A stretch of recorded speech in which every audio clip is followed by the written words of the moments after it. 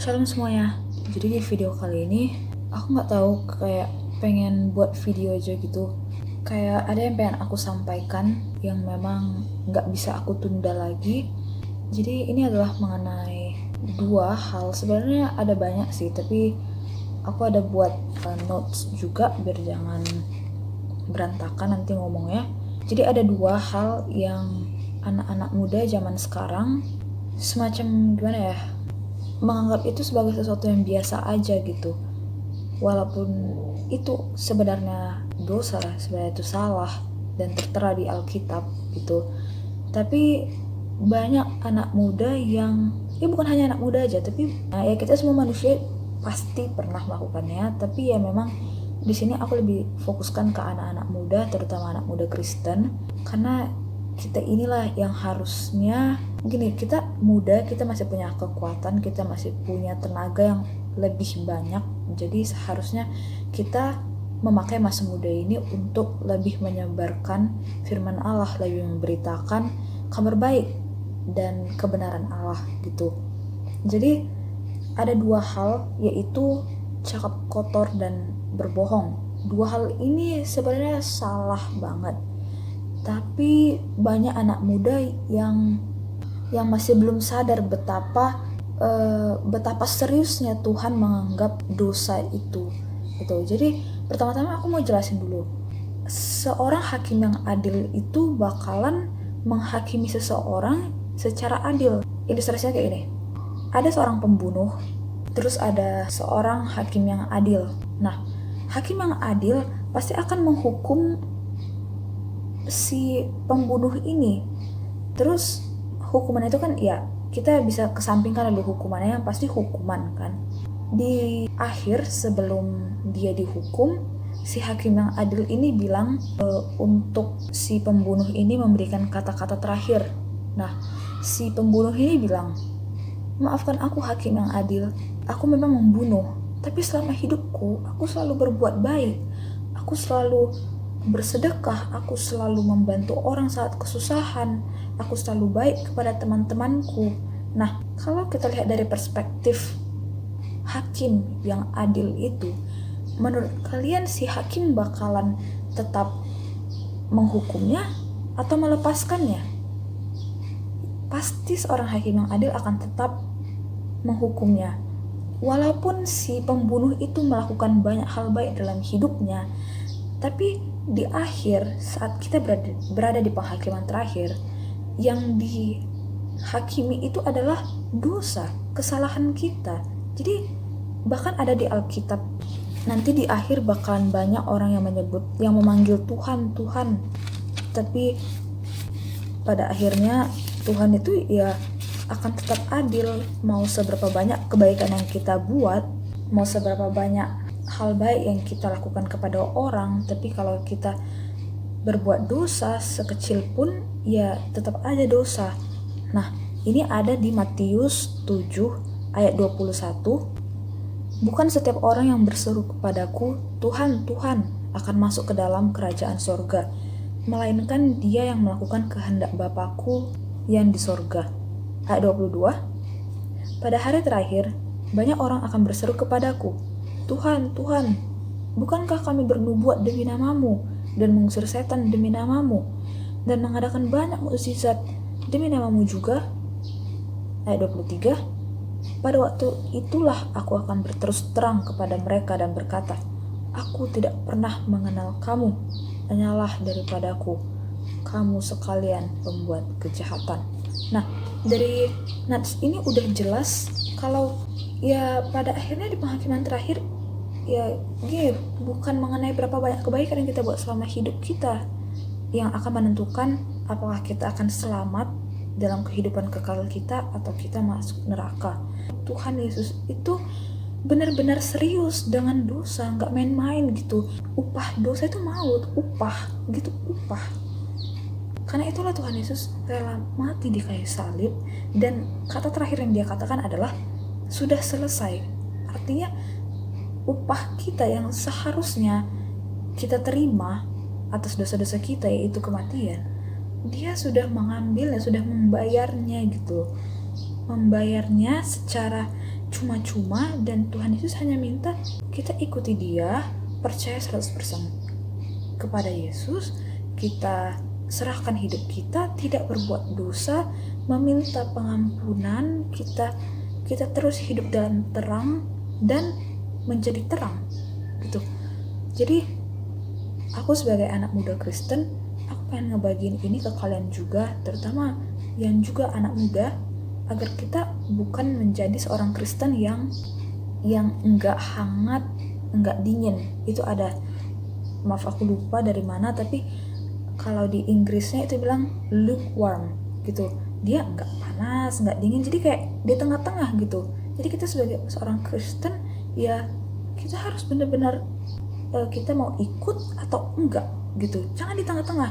Jangan kita jadi orang Kristen yang aku Kristen, aku ibadah, aku ke gereja, tapi nanti pulang dari gereja cakap kotor. Aku pulang dari gereja pergi sama kawan-kawan, minum alkohol, merokok. Nah, itu adalah Kristen yang lukewarm. Dia nggak jelas gitu kemana arahnya. Kalau mengikut Tuhan Yesus ya mengikut gitu. Kalau enggak ya udah. Tapi kita sebagai orang Kristen, kita nggak boleh jadi pengikut yang biasa aja. Dalam artian kita nggak jelas gitu, kita di tengah-tengah gitu. Kita takut menyatakan iman kita. Jadi inilah dua hal yang aku pengen sampaikan ke kalian anak-anak muda atau ya orang tua, pokoknya kita manusia lah. Jadi ada dua hal, yaitu cakap kotor dan berbohong. Mengenai cakap kotor dan berbohong, cakap kotor ini semakin lama anak muda semakin menganggapnya itu kayak biar bisa dianggap kayak anak keren atau anak gaul, nggak ketinggalan zaman. Jadinya banyak yang cakap kotor. Itu bisa juga kayak F-words, S-words, itu dari yang luar negeri, efek dari westernisasi. F-words itu ya aku langsung bilang aja ya, kayak F-U-C-K, F-U-C-K, ada juga S-H-I-T. Banyak anak muda yang menganggap itu kalau nggak kita sebutkan itu kita jadi kayak culun, sok polos. Jadi kita seolah-olah nggak bisa sefrekuensi dengan teman kita gitu. Sedangkan jangan kamu menjadi serupa dengan dunia ini. Nah, ini mengenai hal cakap kotor, aku pengen ambil dari Efesus 5 ayat 4. Ini mengenai hidup sebagai anak-anak terang. Efesus 5 ayat 4. Demikian juga perkataan yang kotor, yang kosong, atau yang sembrono, karena hal-hal ini tidak pantas, tetapi sebaliknya ucapkanlah syukur. Ini gak perlu putar otak dulu untuk mencerna kata-kata ini, karena udah jelas. Demikian juga perkataan yang kotor, yang kosong, atau yang sembrono, karena hal-hal ini tidak pantas. Kita sebagai anak Tuhan gitu, sebagai pengikut Kristus, apa yang keluar dari mulut kita janganlah yang negatif gitu. Jangan mengucapkan kata-kata kosong. Pikirkanlah sebelum kita ngomong. Dan memang jujur aja, aku pribadi aku selalu minta pertolongan gitu dari Tuhan, agar setiap ucapan yang aku keluarkan dari mulutku itu enggak sekedar kata-kata yang enggak berbobot. Dan memang kita sebagai manusia, pada akhirnya kalau kita enggak meminta pertolongan dari Tuhan untuk memberikan kita roh pengertian, untuk memberikan kita buah-buah roh, agar apa yang kita keluarkan itu benar-benar bisa menjadi berkat juga bagi orang lain, ya kita enggak bisa melakukan hal itu tanpa meminta pertolongan dari Tuhan. Jadi kita sebagai anak-anak Tuhan, anak-anak terang, jaga ucapannya. Jangan yang keluar dari mulut kita itu nama-nama hewan. Kita sebutkan orang hewan.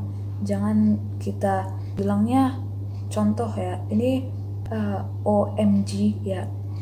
Kalian tahulah mungkin kepanjangannya apa, oh my itu. Aku gak bisa bilang itu karena itu adalah blasphemy. Gak boleh. Karena itu juga termasuk ke hukum Taurat yang jangan menyebut nama Tuhan Allahmu dan sembarangan.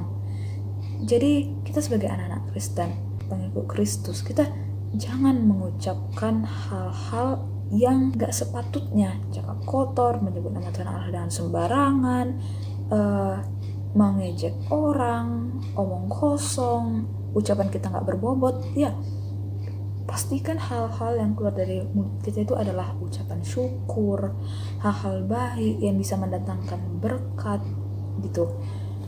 Dan mengenai cakap kotor ini juga terdapat di Kolose 3 ayat 8. Kolose 3 ayat 8. Tetapi sekarang buanglah semuanya ini, yaitu marah, geram, kejahatan, fitnah, dan kata-kata kotor yang keluar dari mulutmu. Ini sudah jelas. Ini judulnya itu manusia baru yang ada di Kolose ini, manusia baru. Kita harus meninggalkan hidup lama kita sebagai pribadi yang pernah cakap kotor, yang menyakiti hati orang. Buanglah semuanya ini, yaitu marah, geram, kejahatan, fitnah, dan kata-kata kotor yang keluar dari mulutmu. Lanjut ke ayat 9. Jangan lagi kamu saling mendustai, karena kamu telah menanggalkan manusia lama serta kelakuannya. Jadi itu adalah manusia lama kita. Kita bisa berubah kok. Mungkin ada orang yang bilang, lah aku emang udah kayak gini dari kecil, aku ngomongnya emang kayak gini. Ya kalian lah harus terbiasa, harus pengertian. Ya aku emang cara ngomongnya udah keras-keras kayak gini. Kita bisa loh berubah. Dengan apa? Dengan menanggalkan manusia lama kita. Makanya ada saat percakapan Tuhan Yesus dengan Nikodemus, Tuhan Yesus bilang mengenai lahir baru. Kita bisa kok meninggalkan diri kita yang lama. Mungkin kalian bilang, lah aku dari kecil udah kayak gitu, aku dari dulu udah kayak gitu, keluarga aku emang cakapnya udah kayak gitu, jadi aku pun juga ngomongnya kayak gitu. Kita bisa kok berubah. Kita lahir baru. Kita menjadi pribadi yang memang bisa menjadi terang, garam dan terang bagi dunia ini. Oke, lanjut. Yang kedua adalah mengenai berbohong. Mengenai berbohong ini aku ambil dari Matius 5 ayat 37. Jika ya, hendaklah kamu katakan ya. Jika tidak, hendaklah kamu katakan tidak. Apa yang lebih daripada itu berasal dari si jahat. Manusia zaman sekarang ada istilahnya white lies. Artinya berbohong demi kebaikan. Berbohong demi kebaikan. Kebaikan siapa jadi? Kan bingung gitu loh. Mereka bilang, ya gak apa-apa aku berbohong, kan demi kebaikan, demi menutupi orang lain, demi menyalahkan orang lain. Nah jadi kita jangan menganggap berbohong demi kebaikan itu adalah hal yang bukan termasuk dosa. Ini harus semua orang tahu, terutama anak-anak muda. Karena kalau kalian berbohong, kalian bilang itu kebaikan, itu kebaikan atas dasar apa? Emang kebaikan kalian itu apa? Sedangkan Tuhan Yesus sendiri bilang, gak ada satupun orang baik di dunia ini.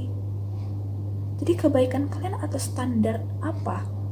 Dasar apa kebaikan kalian? Kita itu kan harus hidup dalam kebenaran, bukan kebaikan. Karena yang baik belum tentu benar. Oke, lanjut.